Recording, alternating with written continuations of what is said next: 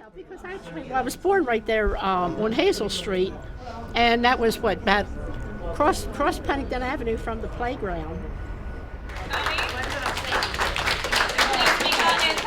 Steve and I, if you're interested in cultural history and arts in the community, and for your voice with the fight against the incinerator and road debt. The goal of the Mapping Dialogue project is for people to come together and to talk about the issues in their communities related to deindustrialization. The communities of Brooklyn and Curtis Bay and Sparrows Point have one major commonality, and that is the experiences of industrial boom and bust. So in the Brooklyn and Curtis Bay area, there have been numerous industries over the course of the 20th century. And in the Sparrows Point steel mill area, obviously one of the largest steel mills in the world, shaped the lives of hundreds of thousands of people over the course of the 20th century.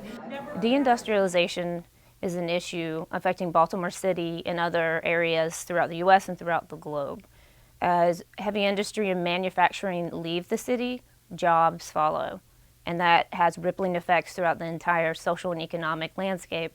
In the fall of 2015, we convened a series of meetings at the community level in both the Brooklyn and Curtis Bay and Sparrows Point regions. These mapping dialogues, as we call them, serve to connect stories and memories of workers and residents of these communities to actual maps and places that they know best.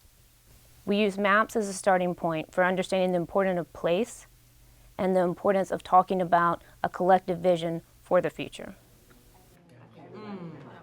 You can see the decline of jobs in the area of Curtis Bay. So that would have affected me personally, you know, a lot of people being out of work.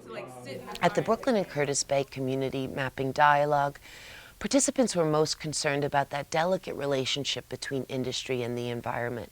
Industry offers jobs, but at the same time is very detrimental to the environment and the places and spaces within which we live and work.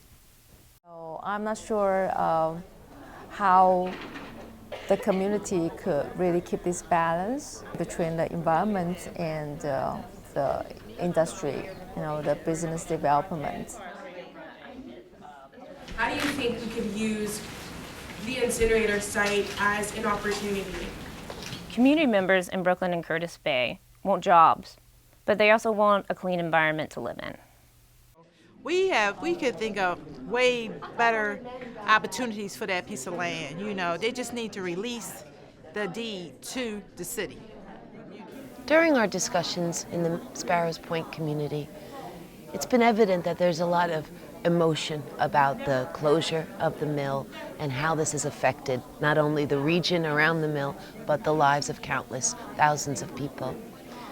There are feelings of loss, there are feelings of anger, but yet at the same time during our mapping dialogues, meetings, there's this sense of resilience and this forward-looking attitude of what we deserve and what would be a sustainable future. Over all that decades, the biggest changes I've seen was the loss of industry and the loss of community bonding that they used to have in Dundalk, Sparrows Point.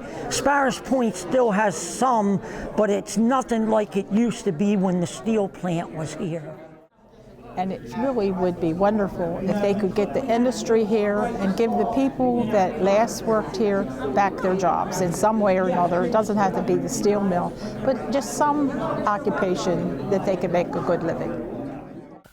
As we continue these conversations beyond the Mapping Dialogue project, we need to recognize the power that we have at the local level. In that, yes, there are these global forces that may be affecting industry and its decline, but yet what power do we have to raise our voices, to help amplify the voices of others that aren't often heard, and to take control of our futures and to make them sustainable and to make them what we deserve? We need to continue to have conversations beyond the mapping dialogues. We need to think about how place matters and about how big development plans affect community members on the ground. When we build an incinerator in the Curtis Bay, Brooklyn area, it affects all of us. When Sparrows Point closes and people are out of jobs, it affects all of us. One guiding question we'd like to ask you is, what do you want? How do you see your future? What does it mean in terms of being sustainable in light of industrial decline, the loss of jobs, and all the emotional and social and economic effects of industrial decline, what should happen?